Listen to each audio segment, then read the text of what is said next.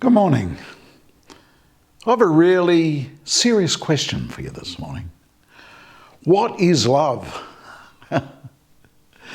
If you were to ask me outright, I would have to think about what I say. And even then, I would have trouble answering that question. I am a person who doesn't like to talk about feelings much, because that is not how I express love. I'm really not a touchy-feely sort of a person. But that doesn't necessarily mean I don't love someone or something. In fact, I tend to feel things rather deeply, but I would still not want to talk about it. Some people need to be told that they are loved, which is fine. But how do you really know? I mean, some people could just say anything. So how would you really know if it's true? Perhaps it is a matter of saying it a lot. So if you keep repeating it and you hear it enough, maybe you'll start believing it.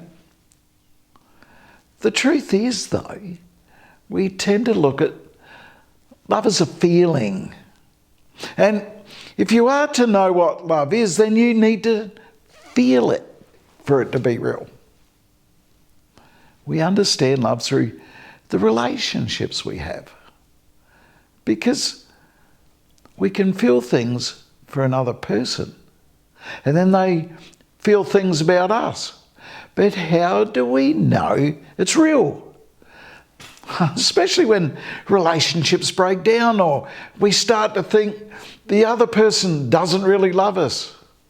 What is it then when we say we love God? I mean, it's easy to say, but how do we, or how do others know that it's true?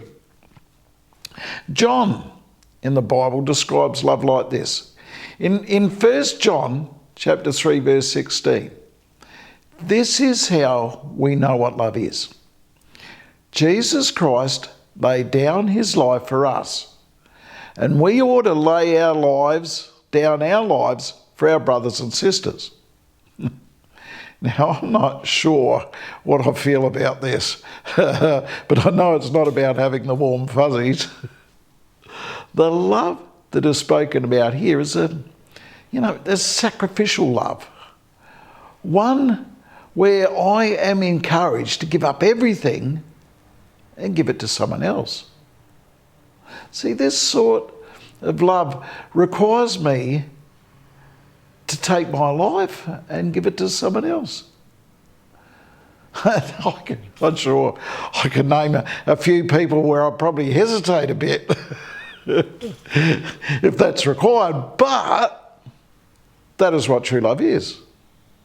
It is about putting the needs of someone else over our own needs. We're also told to love ourselves as we love others. But I'm not sure if I'm loving myself by stepping in front of a bus. Having love for someone is about being prepared to sacrifice our own needs or wants for someone else. So, if I have something someone else needs, I should give it to them if I love them. But this becomes a problem, because straight away I balance up the issues. What if they waste it or abuse it or don't really appreciate it? I like to be in control of how much I love someone, and I also have an expectation of how much someone should love me. But that's not how love works. Because love's a feeling, sure. In 1 John chapter 3:17, if anyone has material possessions and sees a brother or sister in need, but has no pity on them, how can the love of God be in that person?